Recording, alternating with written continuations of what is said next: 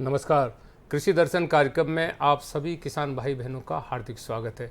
किसान भाइयों, ये वो समय है जब हमारे किसान भाई पहली जुताई के लिए तैयारी करते हैं। इसके पहले हमारे किसान भाई जो फसल के जो डंठल या तना या जड़ जो होती है उसको आग लगाकर जला देते हैं, जिसको पराली या नरवाई भी कहते हैं। किसानों को ये नहीं करना चाहिए। क्यों नहीं करना चाहिए? फसल अवशेष प्रबंधन क्या होता है, इस संबंध में आज जानकारी देंगे। साथ में हम जानकारी देंगे कि किसानों को बीज उपचार क्यों करना चाहिए। इस तमाम बातों की जानकारी देने के लिए आज हमारे साथ हैं जवाहरलाल नेहरू कृषि विश्वविद्यालय जबलपुर के कृषि वैज्ञानिक डॉक्टर राकेश जी साहू। डॉक्टर साहब, आपका कार्यक्रम में स्वागत है। नमस्कार सर। किसान भाइयों, जैसा कि आप जानते हैं कि एक सफल किसान की भेंट हम आपसे हर कार्यक्रम में कराते हैं, तो हमारे साथ आज हैं पन्ना से सुमित चौरसिया जी। आपका भी कार्यक्रम में स्वागत है।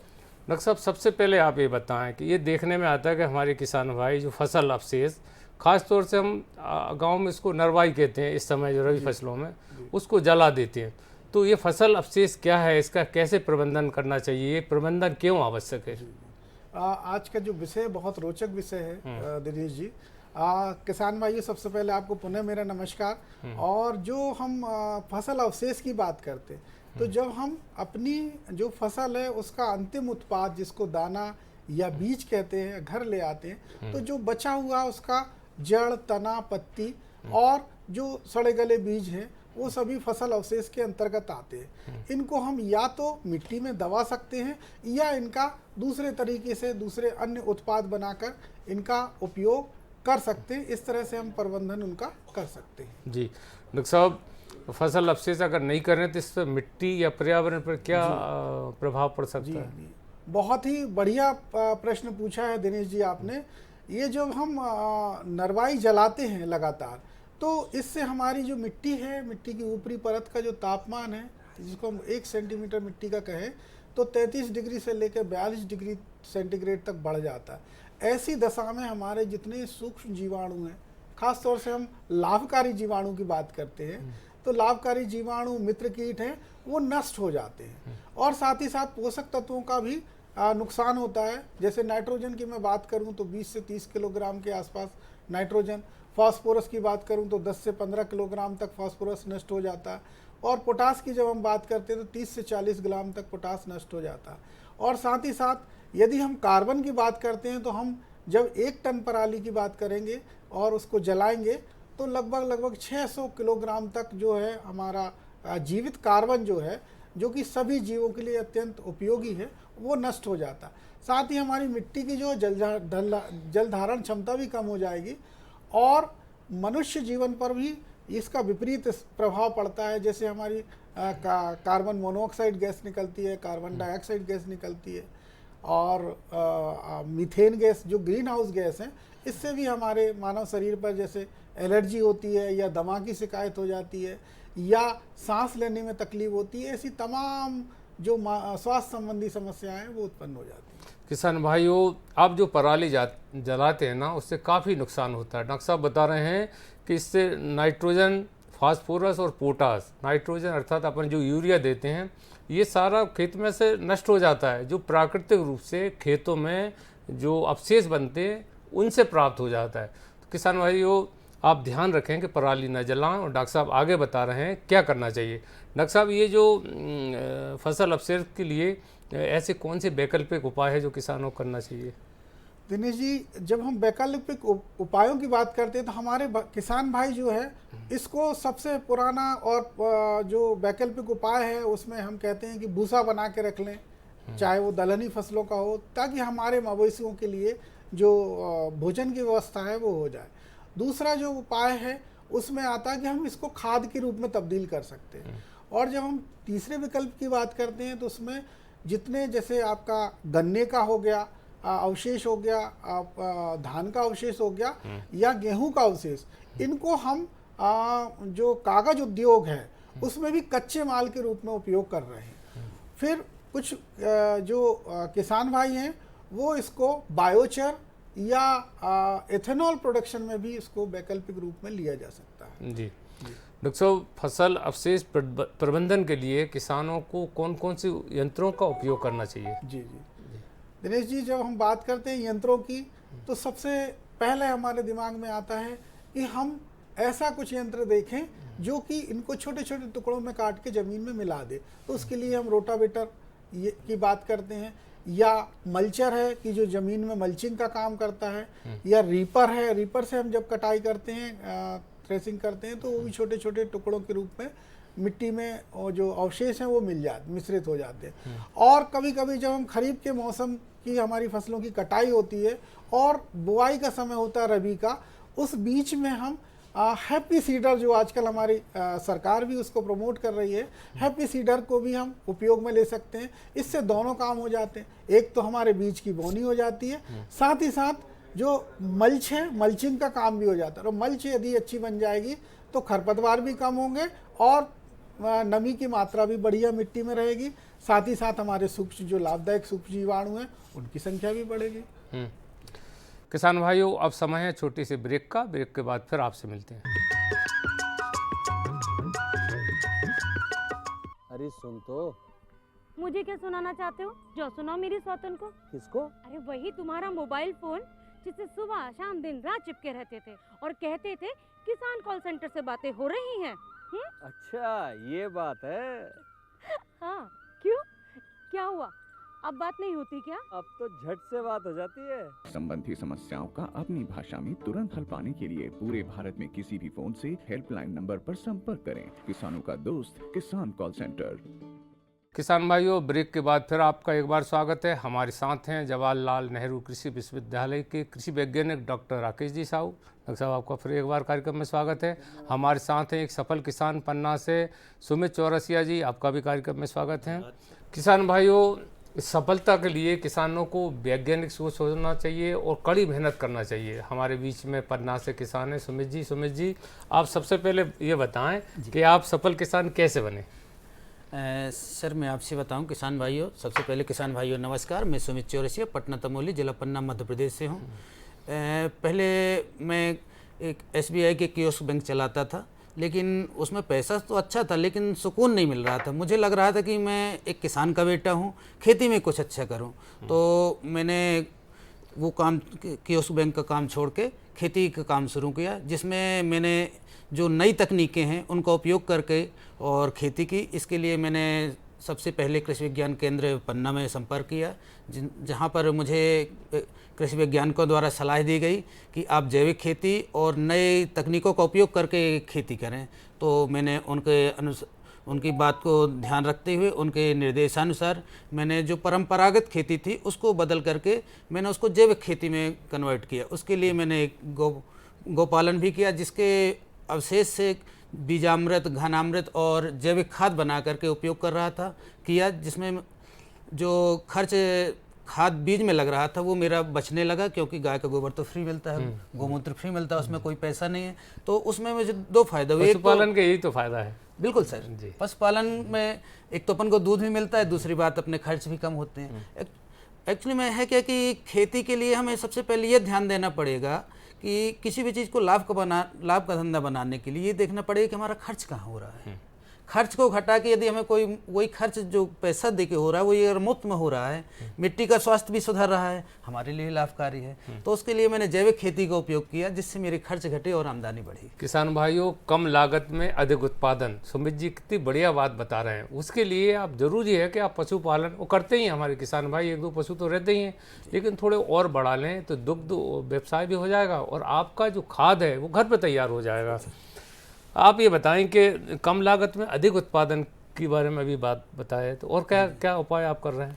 इसमें अपन को वैज्ञानिक तरीके से खेती करें। जैसे परंपरागत पहले क्या होता था कि अपन किसी भी चीज़ पे ध्यान नहीं देते थे, हम खादें डाल रहे हैं, हमें पता नहीं कि क्या खाद डालना है। इसके लिए सबसे पहले अपन को मिट्टी परीक्षण कराना चाहिए, उसमें देखना चाहिए कि हमें खेत में क्या आवश्यकता है। तो उस चीज़ का ही अपन उपयोग करेंगे तो हमें जो फालतू खर्च है वो नहीं करने पड़ेंगे और उसके मिट्टी का स्वास्थ्य भी सुधारा जा सकता है, फसलें भी अच्छी होंगी। इसके लिए अपन को यदि आमदनी बढ़ानी है तो उसके लिए सबसे अच्छा उपाय है, और मेरा मानना है कि इंटीग्रेटेड फार्मिंग करनी चाहिए, जिससे कि अपन को 12 महीना पैसा मिले। क्योंकि अपन धान गेहूं जैसे करते हैं तो अपन को साल में 2 बार ही पैसा मिल पाता है, साल भर खर्च होता है जो कि अपन को नहीं पूछ पाता। लेकिन अपन जब इंटीग्रेटेड फार्मिंग करते हैं तो उसमें हर समय एक ऐसा सर्किल बना ले कि इस समय हमें इस चीज़ से पैसा मिलेगा, इस समय इस चीज़ से।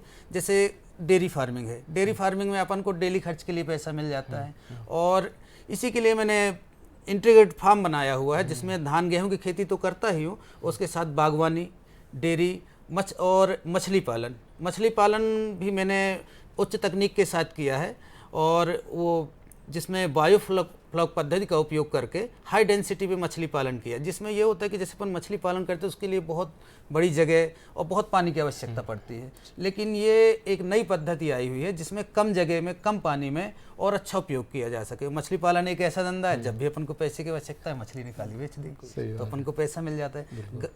डेयरी वाला है, गाय डेली दूध देती है, अपन को डेली खर्च के लिए पैसा मिलता है, तो ये जो एक तरह से डेली इनकम वाला ये हो जाता है, और जो अपना वार्षिक फसल आती है वो अपनी एफडी हो गई। तो इस तरह से अपना क्या है कि एक आर्थिक स्थिति में सुधार आता है। उसके साथ में मैं पान की खेती भी करता हूँ। पान भी हमारा एक ऐसा है कि डेली आमदनी का स्रोत बन जाता है। तो जब तक हमारे पास डेली आमदनी नहीं होगी तब तक हमें आय और बचत नहीं हो सकती है। किसान भाइयों, वो समय चला गया जब हमारे किसान भाई वर्ष में केवल एक फसल लेते थे और आराम से बैठे रहते थे। अब हमारा किसान समझदार हो गया, व्यावसायिक ढंग से खेती करने लगा। कब कब किन किन फसलों को बोने से नगद आय प्राप्त हो सकती, ऐसा सुमित जी बता रहे हैं। डॉक्टर साहब, हम बात कर रहे थे कि ये जो नए नए यंत्र आते हैं तो उसमें बायोडिकम्पोजर क्या है? बायोडिकम्पोजर की जब हम बात करते हैं तो किसान भाइयों, आप बायोडिकम्पोजर या बायोडाइजेस्टर के नाम से इसको जानते हैं। ये एक सूक्ष्म जीवाणु और जो लाभकारी सूक्ष्म जीवाणु हैं, उन सूक्ष्म जीवाणुओं का एक कल्चर होता है, जिसको कि यदि हम अवशेषों के ऊपर डालते हैं तो अवशेषों को ये सड़ा के उसको खाद में तब्दील कर देता है। तो ये बायोडिकम्पोजर दो तरह से होते हैं, या तो बैक्टीरिया के बनाए जा सकते हैं या फिर फफूंद जो है उनके भी बायोडिकम्पोजर तैयार किए जा सकते हैं। जी डॉक्टर साहब, फसल अवशेष प्रबंधन में बायोडिकम्पोजर का उपयोग या प्रबंधन कैसे किया जाता है?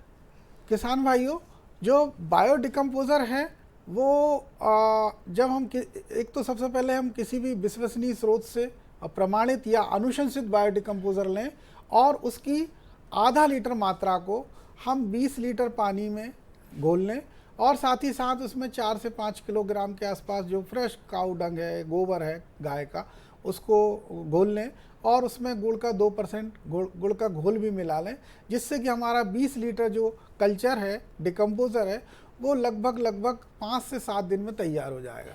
और इस डिकम्पोजर को फिर हम जब हमें उपयोग करना है तो 200 लीटर या 150 लीटर पानी में मिलाकर, और हम फसल अवशेषों के ऊपर इसको अच्छी तरह से छिड़काव कर दें, और छिड़काव करने के बाद हम हल्की जुताई करें, जिससे कि ये जो अवशेष हैं फसल के वो मिट्टी में मिल जाएंगे। और मिट्टी में मिलने के बाद उसमें हल्की सी हम सिंचाई की भी आवश्यकता पड़ती है, और समय समय पर सिंचाई आवश्यकता पड़ती है, क्योंकि जो हमारे डिकम्पोजर के अंदर है वो जीवित जीवाणु हैं, और इनके लिए नमी की आवश्यकता अत्यंत है। तो इस तरह से जब हम करते हैं तो हमारा जो खाद है वो लगभग 20 से 25 दिन में बढ़िया खाद में तब्दील हो जाता है, जो अवशेष है फसल। जी किसान भाइयों, बायोडिकम्पोजर एक प्रकार से जैविक खाद ही होता है। आपके जब मिट्टी में मिलता है तो वो मिट्टी को खाद के रूप में परिवर्तित करता है। किसान भाइयों, अब समय है छोटी सी ब्रेक का। ब्रेक के बाद फिर आपसे मिलते हैं।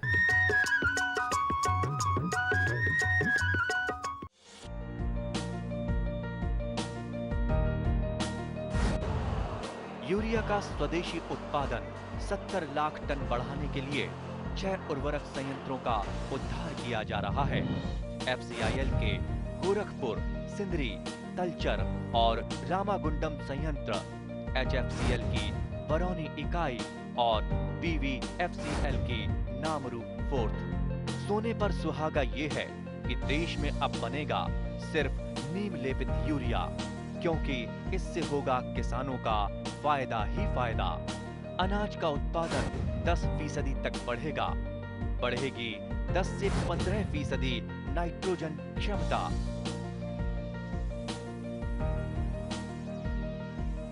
किसान भाइयों, ब्रेक के बाद फिर आपका एक बार स्वागत है। हमारे साथ हैं जवाहरलाल नेहरू कृषि विश्वविद्यालय के कृषि वैज्ञानिक डॉक्टर राकेश जी साहू। डॉक्टर साहब, आपका फिर एक बार कार्यक्रम में स्वागत है।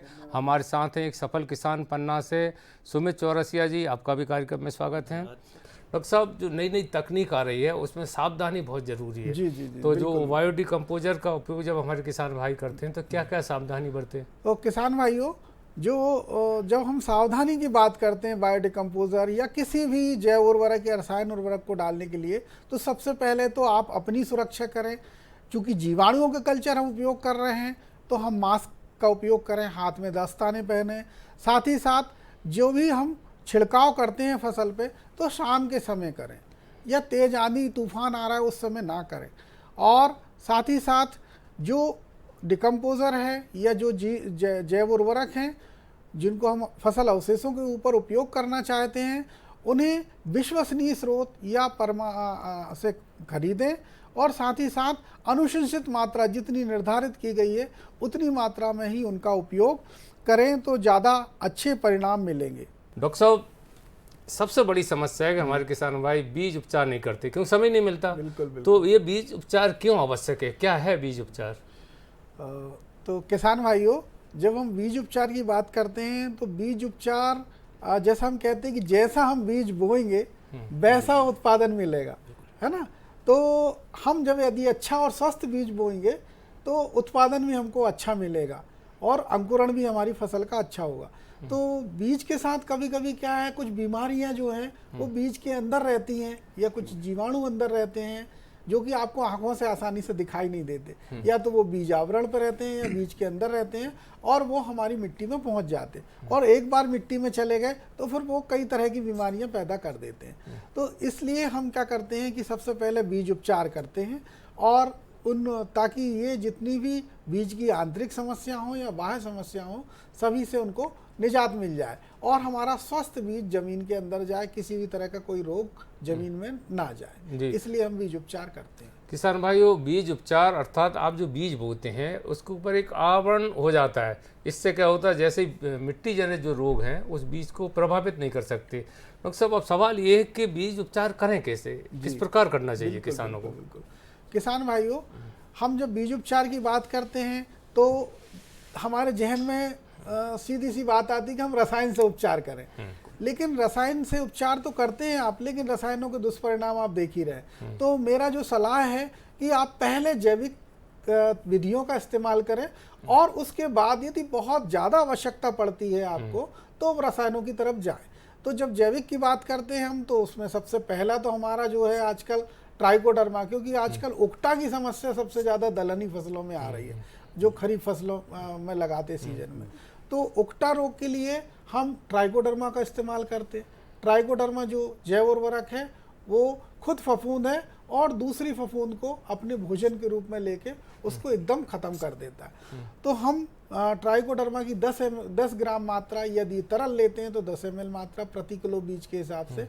यदि आपकी जो 1 एकड़ की खेती है उसमें 40 किलो बीज लग रहा तो लगभग 400 ml मात्रा जो है वो बीज पे अच्छी तरह से फैला लें और बीज को त्रिपाल के ऊपर रखें और ये सारी प्रक्रिया छायादार स्थान में करें और फैलाने के बाद हल्का उसको नम कर लें और धीरे धीरे हल्के हाथों से उसको मिला लें। और मिलाने के बाद जितना आपने बीज उपचार किया है उसकी तुरंत बुआई कर दें। कोशिश करें कि आधा से 1 घंटे के अंदर बुआई हो जाए।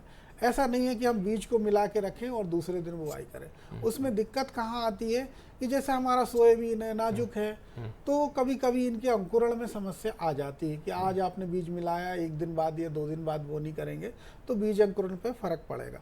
अब दूसरी बात आती है कि राइजोबियम कल्चर भी है, इससे भी बीज उपचार करेंगे तो बहुत बढ़िया जो दलहनी फसलें हमारा उनका उत्पादन बहुत अच्छा होगा, क्योंकि दलहनी फसलों की जड़ों में राइजोबियम रहता है और उसमें गांठें बनाता है। और जब हम बीज उपचार करते हैं तो वो राइजोबियम धीरे धीरे जाता है और वो गांठों के अंदर रहता है और रहने के बाद जो वातावरण की शुद्ध नाइट्रोजन है उसको ज़मीन में लाने का वो महत्वपूर्ण काम करता है।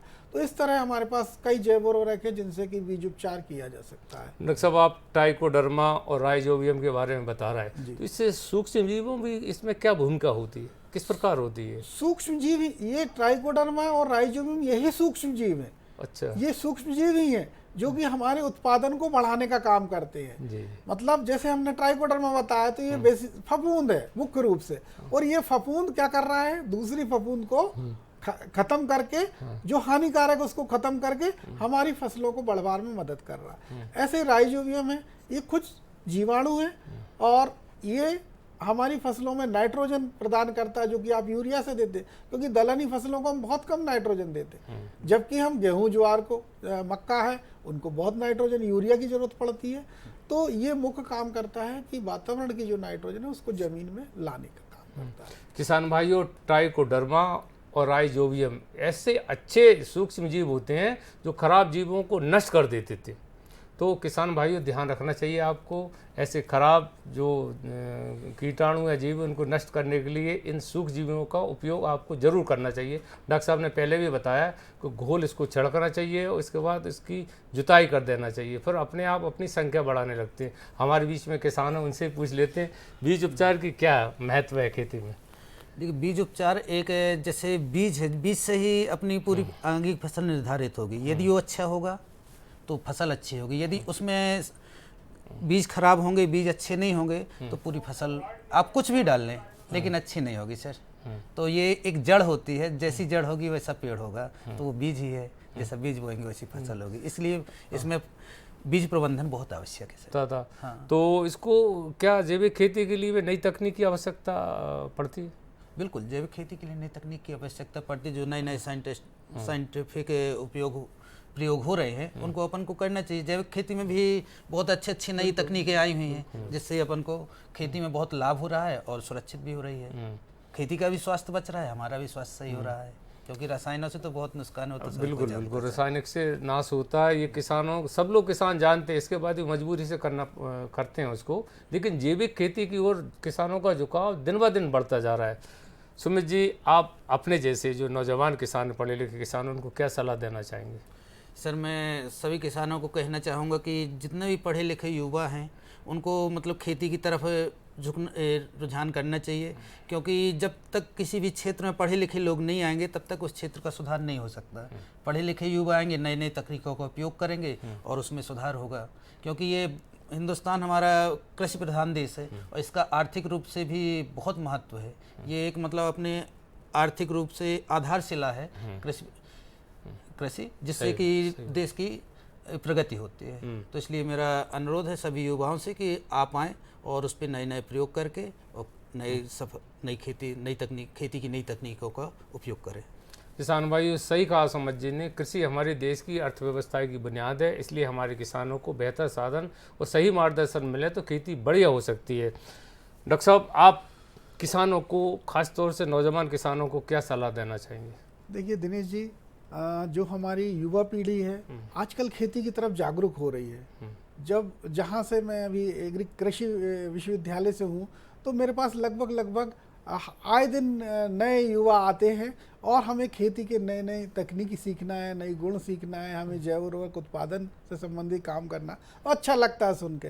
तो हमारे जो युवा साथी हैं उनको सबसे पहले तो एक जो भी आप काम करने जा रहे हैं उसकी प्रॉपर रूपरेखा बनाएं समय से पहले, कि यदि आपको खेती करना है तो कौन सी फसल लगाना है, कितना बीज लगाएंगे, कहाँ से बीज आएगा, ये वैरायटी नहीं मिलेगी तो इसकी अनुपस्थिति में कौन सी वैरायटी लगाएंगे, कितना खाद देंगे, या हम कोई दूसरा व्यवसाय इसके साथ में अल्टरनेट करना चाहते हैं।